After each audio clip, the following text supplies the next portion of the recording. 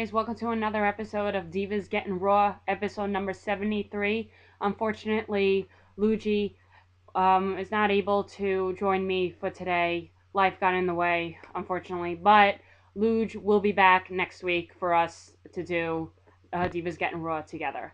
So, right now, Raw is in Laredo, Texas, and John Cena starts off Raw, and he's pretty pissed about what happened last week to him at the hands of Chris Jericho and The Big Show.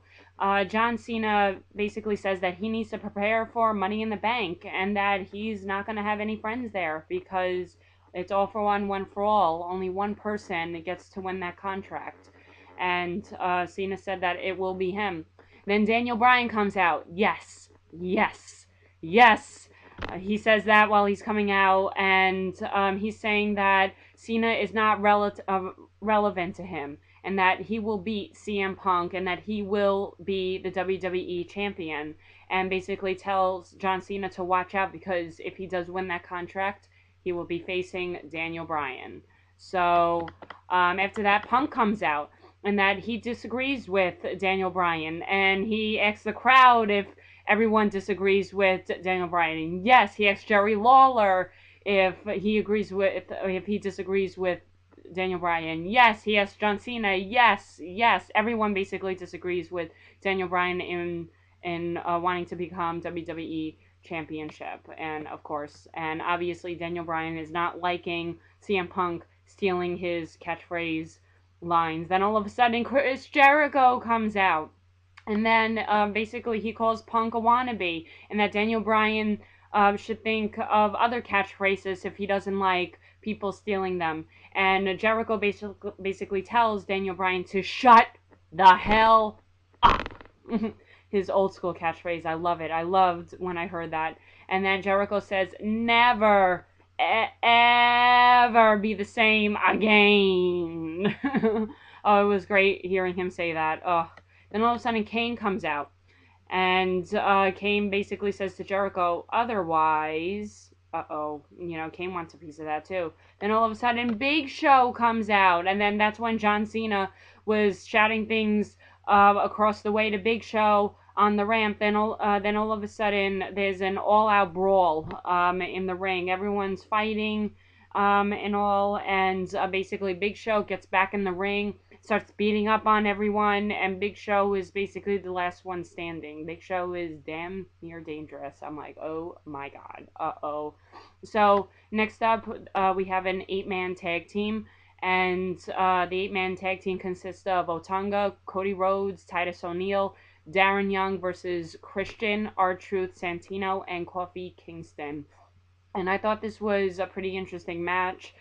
During the match, Abe Washington took out Darren Young and Titus O'Neil out of the match because Abe Washington didn't like that they were getting beat up, Titus O'Neil and Darren Young. And Cody Rhodes just leaves Otunga in the ring, and Otunga's like, what the heck, why is everyone leaving me? Then all of a sudden Brodus Clay comes out. He doesn't go in the ring. He comes out basically a distraction, and but he goes towards the ring, and Otunga, he throws Otunga back in the ring, and Santino Marella delivers a Cobra on him, and Santino Marella picks up the win. Wow.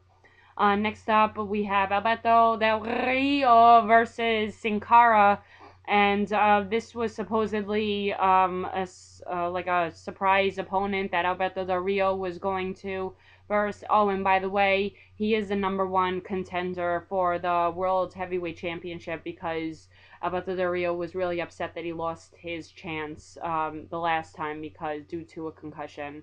So Sin Cara was basically no match for Alberto Del Rio. They were outside the ring. Alberto kept on beating him up on the outside of the ring, and then all of a sudden, Sin Cara basically tapped out to Alberto Del Rio, basically sending a message to Sheamus. And so next up we have Paul Heyman. Paul Heyman talks about Brock Lesnar's decision on whether he will be facing Triple H at SummerSlam. And so Paul Heyman said that everyone, including, the WWE Universe and Triple H, everyone will get their answer in 3 weeks at Raw's 1,000 episode anniversary. So obviously he didn't say anything about Brock's answer on Raw. He just basically said, why is Triple H including himself in a match? Like, is he doing it for the money because he needs the money to pay off Paul Heyman's too many lawsuits against him for putting his hands on him? So, but why is he really doing this? And is Triple H also doing this because he knows that he really has nothing left in him, and that when he does lose to Brock Lesnar, he'll be known for losing to Brock Lesnar. Like, he'll be praised for losing to Brock Lesnar or something like that. So, I don't know. So, we'll see in 3 weeks what Brock Lesnar's decision and whether Triple H and whether he will face Triple H at SummerSlam. So next up, Vicky calls herself the Queen Diva and just introduces Dolph Ziggler. Actually, this is an intergender match. So we have AJ Sheamus versus Dolph Ziggler, Vicky Guerrero. So when it was interesting, like this match was pretty good in the beginning, but when Sheamus was just about to give the brogue kick to Dolph Ziggler tags Vicky in. Uh-oh. So Sheamus had no choice but to tag AJ in. And, AJ's crazy. She's been crazy lately. Yeah, crazy chick. So, but AJ, she kept her cool. She totally pinned Vicky Guerrero 1, 2, 3, maybe a couple of hits here and there. But basically, AJ just knocked Vicky Guerrero down and got the pin 1, 2, 2, and 3. And she left the arena, or she left the ring saying, yes, yes, yes. Man, she's crazy. So next up we have Heath Slater is in the ring. And, he thinks he's all that. He thinks he's cool, but he's mad at the people because the people thinks that he's such a fool. Then all of a sudden, Doink the Clown, oh my God, Doink the Clown comes out. And Heath Slater is like, what? A clown? So basically it was Heath versus Doink, and unfortunately for Doink, Heath won. Oh no. But then after the match, all of a sudden, DDP, it's him, DDP actually came out and did the diamond cutter on Heath Slater, basically shutting Heath Slater up. Oh well. So next up we have a no disqualification match, and that's Kane versus Big Show.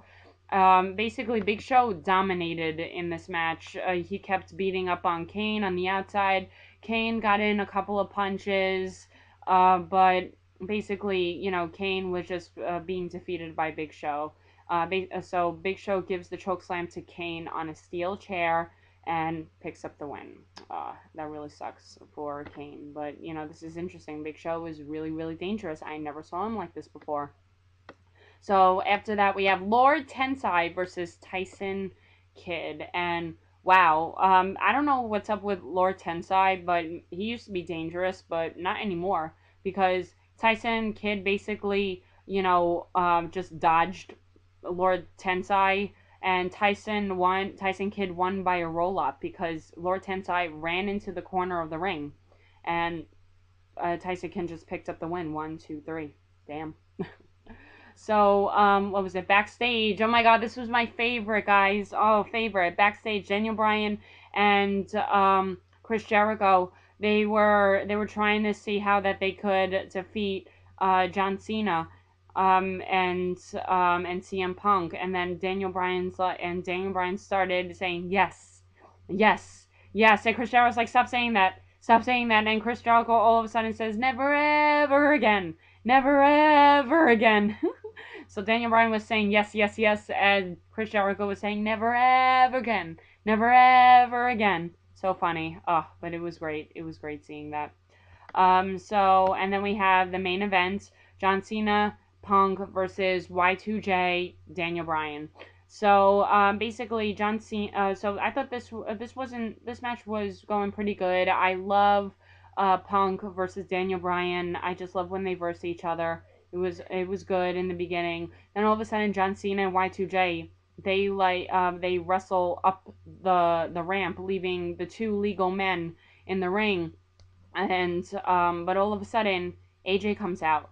AJ is like skipping the ring, basically wanting attention, wanting to get both their attention, but she saw it wasn't working. So what AJ does, she takes out a table from underneath the ring and she opens it. So she got on the turnbuckle. It looked like that she was about to jump on top of the table, but then Punk and Daniel Bryan, they finally paid attention to her. They were telling her, no, no, no, no, no. But Punk was more closer to AJ, so she was saying, don't do. So Punk was saying, don't do it, don't do it. Then all of a sudden, AJ kisses Punk, and then AJ pushes Punk into Daniel Bryan, and they both fall onto the table. Oh my gosh, what the heck? AJ has gone crazy. AJ has gone crazy. I don't know what she's up to, but wow, damn, that's too much. But basically, that concludes Raw with AJ being really, really crazy.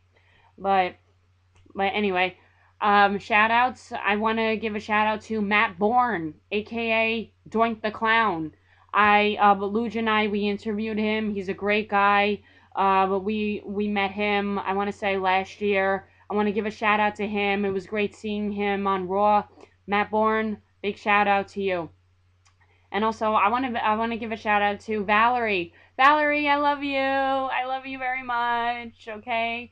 And of course, last but not least, I want to give a shout out to Luge. Luge, I miss her, my partner in crime. And I hate life. When life gets complicated, it gets in the way. But you know what? Next week, Luge is back. All right, guys. That's it for Divas Getting Raw, and I'll see you next week. Bye.